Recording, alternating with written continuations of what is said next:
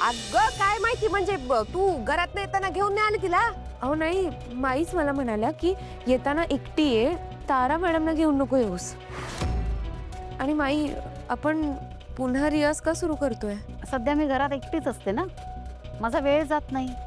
मग डोकं बधीर होतं माझं. म्हणून काहीतरी वेळ जावा, हां काहीतरी टाइमपास व्हावा म्हणून तुला बोलवलंय साथ संगत करायला रियाजाला. हां काय तरी प्रश्न विचारतेस. एक मोठा कार्यक्रम आलाय, इतका मोठा की तो आता ताराच्या आयुष्याचा टर्निंग पॉइंट असणार आहे. या कार्यक्रमाचे आपल्याला बक्कळ पैसे तर मिळणारच आहेत, पण खूप प्रसिद्धी पण होणार आहे ताराची. हा कार्यक्रम जर ताराने केला ना, ताराचं करिअर बघ कुठं जात आहे.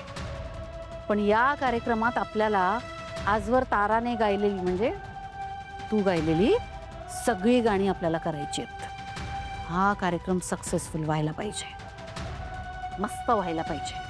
आणि हा प्रोग्राम सक्सेसफुल होण्यासाठी जो काही टर्निंग पॉइंट येणार आहे ना, तो माझ्यामुळे येणार आहे. होय की नाही माई? सांगा बरं. नाही, खरंच खूप चांगली गोष्ट आहे की तारा मॅडमना एवढा मोठा कार्यक्रम करण्याची संधी मिळते. पण आपल्या सगळ्यांनाच त्यांचा स्वभाव माहिती आहे. त्यांनी अचानक विचार बदलला आणि गाणं गायला नकार दिला तर काय करणार आहोत आपण? जयंती,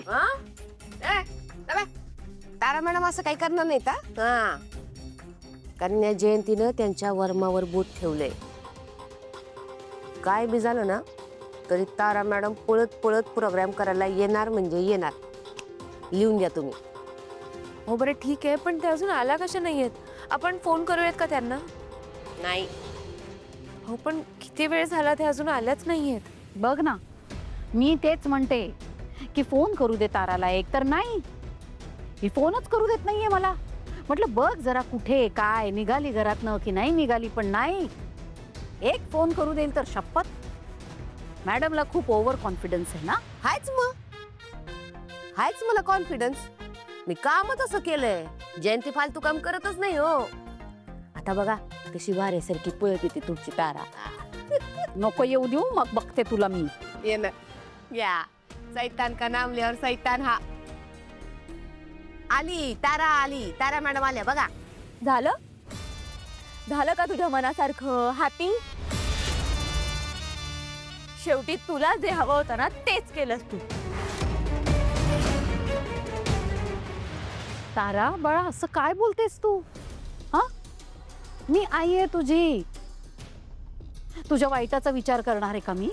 तुझं चांगलं व्हावं, भलं व्हावं, तुझी प्रगती व्हावी हाच विचार करणार आहे ना मी.